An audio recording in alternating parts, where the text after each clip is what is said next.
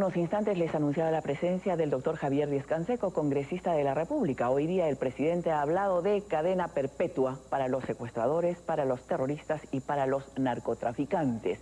Desde algunos analistas, el problema no está en endurecer las leyes.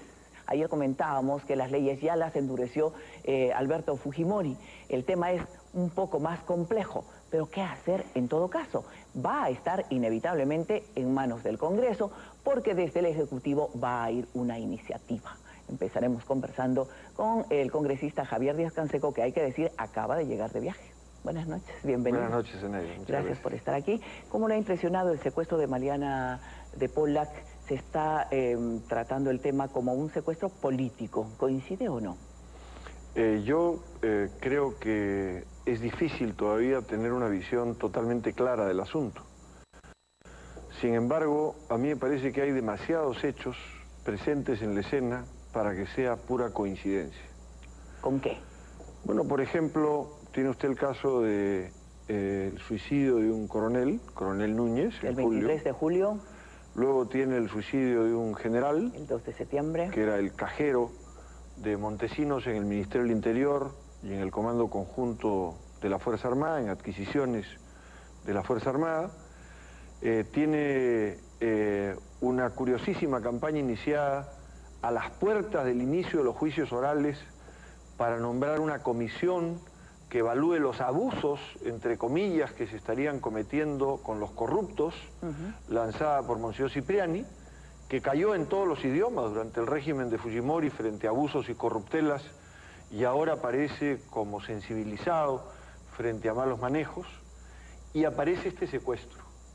Un secuestro en el que se habla de que se estarían solicitando varios millones de dólares por una señora cuyo nivel de recursos evidentemente no es ese, y que más bien aparece importante por la amistad entre el señor Pollack y el presidente Toledo. Es un golpe político, definitivamente.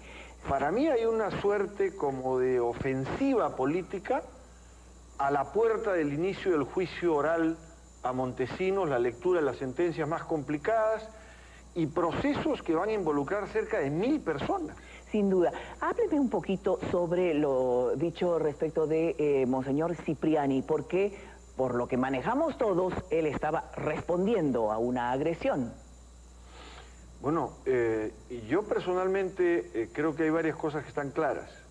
En primer lugar, la declaración hecha por el señor Bustamante, diciendo que Montesinos afirmó que Cipriani fue consultado respecto al tema de qué hacer con los cadáveres de los estudiantes de la Cantuta.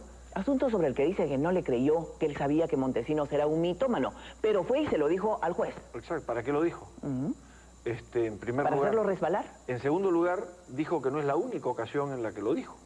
Dijo que esa fue una ocasión, pero que lo escuchó en otras 2 ocasiones más. O sea, estamos hablando de una versión escuchada 3 veces. Curiosamente, no le preguntan sobre las otras ocasiones quién estuvo presente.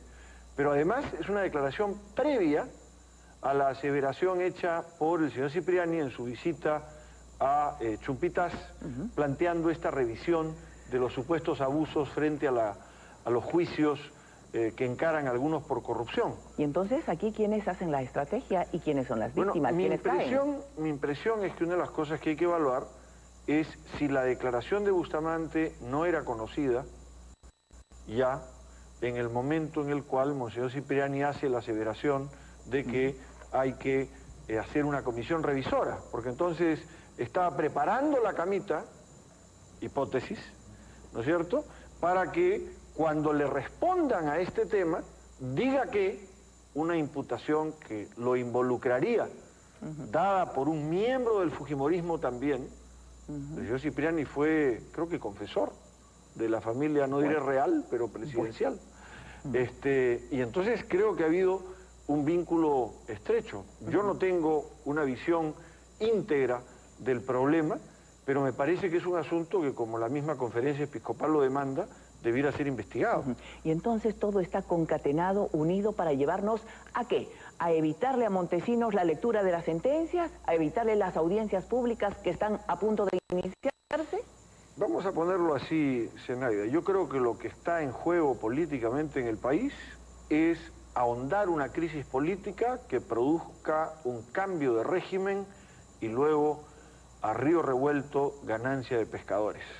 Si vamos a pensar en un mediano plazo, en mi opinión lo que está jugándose hoy en el país es una política de desestabilización de un gobierno que pone mucho de su parte para desestabilizarse también, pero que hay un clarísimo juego, en mi opinión, del montesinismo de pescar a río revuelto en ese proceso. Ajá. Y yo siento que hay un chantaje abierto, como una hipótesis a investigar en profundidad el propio Montesinos, mandando mensajes a las puertas de este juicio oral, ¿Público? abierto, público, que va a involucrar a cientos de personajes militares, civiles, empresariales, ministeriales en este proceso, jugando sus cartas para arrinconar al gobierno. Ahora resulta que Toledo ha inventado el infundio contra Cipriani. Esto es increíble. O sea, Bueno, un ex Lourdes ministro fujimorista- Flores dijo que la señora Carpa estaba detrás. Esto me parece increíble. O sea, está detrás ¿Qué pasó de con Lourdes Bustamante. Flores? Está detrás de Bustamante. ¿Lourdes Flores es parte de la estrategia? Yo creo que... ¿Fue ingenua? No. ¿Y entonces?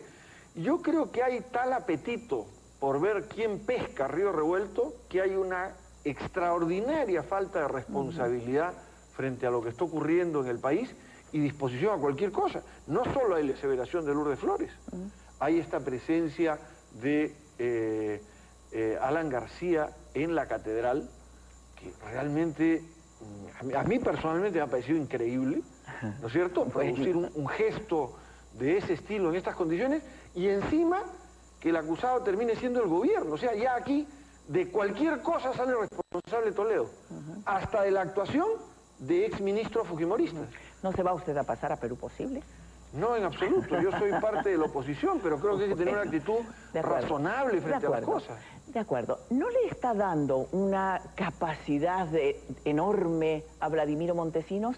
¿Con quién o con quiénes estaría maquinando todo esto? ¿Quiénes son sus alfiles? Bueno, yo creo que está muy claro que Montesinos mantiene un conjunto de relaciones al interior de institutos armados, con grupos de poder muy poderosos. ¿Quiénes? No hemos visto la ¿Medios? relación... ¿Medios de comunicación? No solo medios, pero medios también, ¿no es cierto? Yo creo que hay canales de señal abierta que tienen gente propietaria que ha estado íntimamente vinculada a Montesinos, ¿no es cierto? ¿En el 4 ya no están? ¿En el 5? Bueno, en el 4 no 9? están a medias, Bueno, porque cierto. Televisa sigue manteniendo un porcentaje importante de acciones, en el 5 sigue el grupo Schultz conduciendo el canal. ¿Están desarrollando la agenda de Montesinos? Bueno, Schultz está operando con absoluta libertad en Buenos Aires. Yo vengo de Buenos Aires. Una de las cosas que he hecho es hablar con la prensa en Buenos Aires, con Página 12, con Horacio Verbitsky, con 2 programas de televisión, para plantearle a la Argentina que esté en una lucha feroz por renovar su sistema político, que hacen importando y aceptando corruptos extranjeros en la Argentina cuando tienen su propia limpieza que hacer en casa. ¿Ha logrado algo? Ah, sí, hemos ¿Qué ha logrado una logrado? apertura en medios, en primer lugar, para colocar el tema, ¿no es cierto? Hemos hablado con miembros del Congreso para buscar que, conforme a ley, los plazos se aceleren. Los procesos están abiertos desde octubre del año pasado, ¿no es cierto? Y el señor Schultz está en Buenos Aires, tiene una fianza de $600.000, le han retenido los pasaportes y tiene que marcar tarjeta semanalmente en la comisaría. Pero los Crucillat no tienen arraigo, no han pagado ninguna fianza, no tienen retenidos los pasaportes y están en Tucumán, donde hacían negocios con, aparentemente, el hijo del señor Palito Ortega, gobernador de Tucumán, una provincia conocida por los lazos políticos de los personajes que conducen la provincia que no son particularmente buenos. Entonces, yo creo que estos contactos existen en la Fuerza Armada, en medios de comunicación y en grupos económicos. Mire, Zenaida, para mí no es una casualidad que el señor Dionisio Romero, al que todos hemos visto asesorando a Montesinos, haya sido nombrado presidente de la Asociación de Bancos del Perú. No es una casualidad. ¿A qué responde? Yo creo que responde a un posicionamiento de sectores que han estado vinculados en el fujimorismo a ubicar posiciones gremiales de las cuales puedan presionar. El señor Camet ha sido incorporado como director del Grupo Crédito. El señor Camet, que tiene los juicios que tiene abiertos y las denuncias que tiene abiertas. Entonces, yo no puedo creer que esto es absolutamente espontáneo y viene de la nada. O sea, Javier Díaz-Canseco, ¿descarta absolutamente una participación de la subversión? No, no la descarto ¿No es absolutamente. ¿No? No la descarto El absolutamente. MRTA reviviendo, no ayudado parece... por las FARC. He escuchado una versión de repente suena Mire, no me parece extraña. Una hipótesis dominante, por varias razones. En primer lugar, yo creo que el MRTA está básicamente liquidado. Es decir, no ha habido una sola acción de mínima significación del MRTA después del secuestro de la residencia del embajador japonés, estamos hablando varios años atrás, una sola respuesta. No ha habido.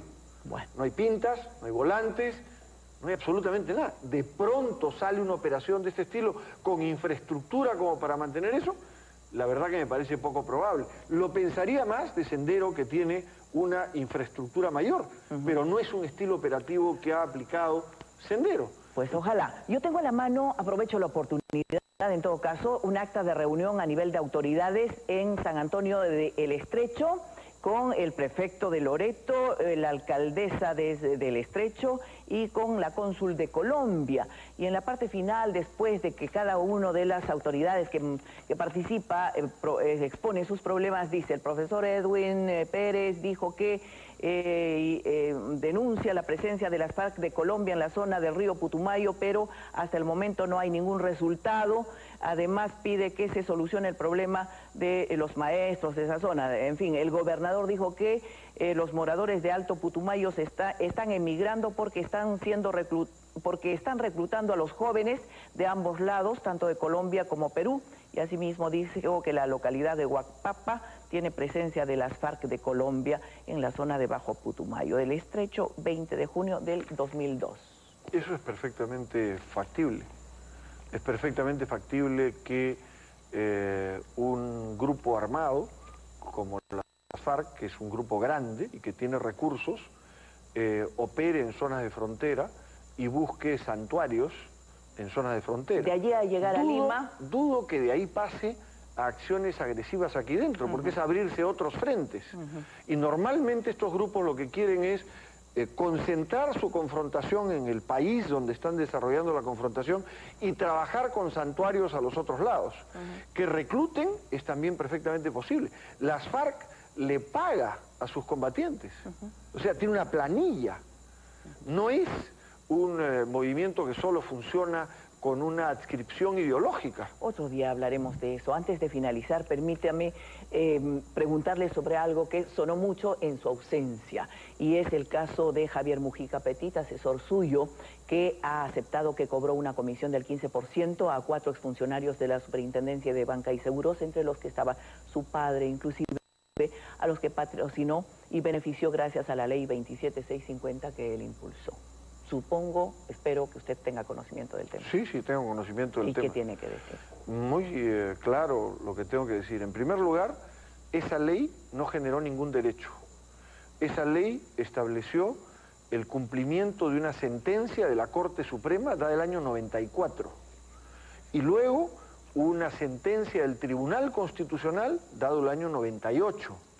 Y una recomendación del Defensor del Pueblo, del doctor Jorge Santisteban, en el sentido de que los jubilados de la Superintendencia de Banca y Seguros tenían derecho a recuperar las pensiones que el fujimorismo les arrebató. Les redujo al 20% su pensión. Eso que hablaban aquí de maestros no pagados, a esos trabajadores les redujeron su pensión al 20%. Una ley que le ha ofrecido al señor Mujica 15% de la primera pensión, la ley no y tiene... de los devengados y los intereses legales generados desde el 92, porque pues es un poco complicado que uno impulse una ley que lo va a beneficiar. No, espérese un minutito. La ley no tiene nada que ver con el tema de la defensa de las personas involucradas. Pero estaba la ley, feo que el señor esté allí como haciendo un lobby. Yo no tenía la más remota idea de condiciones contractuales en ese terreno, la más remota en ese terreno. Pero sí quiero decirle con toda claridad que no es la ley la que le genera un ingreso por defensa al señor Mujica. La sentencia de la Corte Suprema establecía que había que devolverles, el Tribunal Constitucional también, la opinión de la Defensoría y la opinión de la Comisión Interamericana de Derechos Humanos. Y dentro de poco tiempo debe fallar la Corte Interamericana de Derechos Humanos también sobre el tema. De manera tal de que es un tema distinto el de los saberes que se le paga al abogado por parte de los afectados, de una norma que tiene que ver no con 5, sino con más de 100 trabajadores de la superintendencia que fueron recortados en sus derechos en este terreno. Pregunta final. ¿Sigue trabajando con usted el doctor Mujica? No, el señor Mujica dejó la función del Congreso en cuanto acabó la vicepresidencia que ejercí. No es funcionario del Congreso más en este terreno. ¿Y tiene alguna culpa o no? En mi opinión, cometió un error en la asunción de fundamentar un proyecto que yo había presentado. Yo vengo peleando del año 96 porque el Estado pague las sentencias judiciales que lo comprometen. Bueno. Y porque se cumpla eso. No ocurría, una tras otra vez. Yo creo que eso fue evidentemente un error. Pero no creo que Javier Mujica sea una persona deshonesta. Se lo digo con toda franqueza. Gracias. Buenas noches. Vamos a la pausa, volvemos rápido.